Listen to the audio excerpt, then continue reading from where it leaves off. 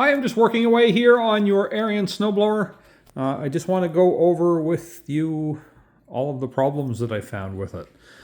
So, I have just finished sliding everything back together. Where do I begin? You need auger belts. They're toast. You can see lots of remains of belt material down in here where the belts usually go. So all that fuzzy stuff, that's where all the belts have been tearing apart. The reason that was happening is because, I should have left it together more. So this is your auger and your impeller housing, and that is the pulley that is attached to the engine via belts to the engine pulley. And when the engine is running and you engage your auger lever, it puts tension on those belts with this idler pulley, which moves. So if I pull the lever, you see how that moves over. That puts more tension on the belt and spins your impeller shaft, which in turn through the gear case rotates your augers. So on the back end where you see that little hole, turn my light on, right in here. This big giant hole is supposed to have a bearing in it. And all of that was left, there's one piece of that was left of the bearing. I guess that's the collar. There's the piece that's left of the bearing. So this is the inner race of a ball bearing. And that's all that's left of it. There's no pieces of bearing left at all. So basically what this was doing was when you were running the pulleys, this was just sort of floating in the hole like that. And that's why the belt's all chewed up. So that's one problem. Next problem I see is you have a leaking oil seal at the back of the shaft. You have another leaking oil seal on this side of the gear case, so that means the one on the other side is leaking. The support, so how do I describe this? So these are hollow tubes, and instead of a shaft that goes all the way through, what you have is you have little stub shafts that come out to, let's say, around here somewhere.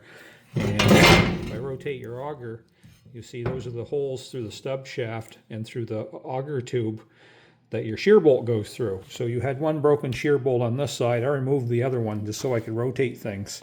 So on the ends of the tubes, you have bushings. So the bushings are wore out, and I would say these are wore out too by corrosion. One side had one bolt broke off, and the other side had two bolts broke off. So there's only one bolt holding that one together on this side, and you can see that's all flopping around. So all adds together. So what do you need? It needs a really bad paint. It needs a paint job really bad. Very corroded. The more corrosion you have, the less effective it is as a snow blower, because the snow likes to stick to all the nice rusted area as opposed to a painted area. I try to encourage people when at the end of the winter or in the springtime, before you put your snow blower away, just take some trim-clad rust paint and try to touch up those areas where they're rusted really bad. But this one's kind of gone beyond that point. It's rusted quite a bit. That's the salt from the roads in your area, I do believe.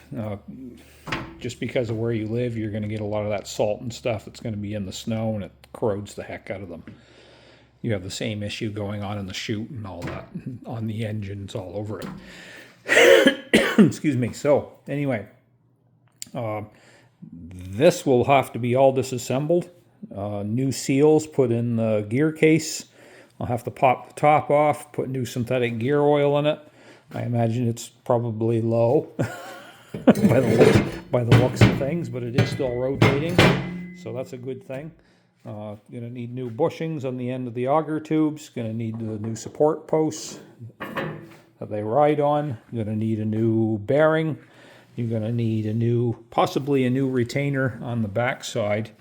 I think that's damaged a little bit from everything all bouncing around.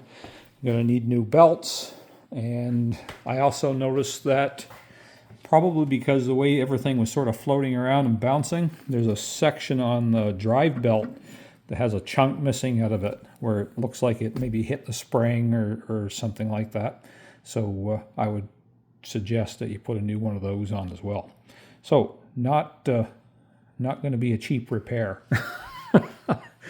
So I'll do an estimate up for you so you know what you're looking at for a price. Sorry about the glare. It's the sun comes through my upper windows here at this time of the day, and we get a little bit of glare and cameras and stuff. Anyway, if you have any questions, please let me know, and I'll be in touch with you soon with some pricing.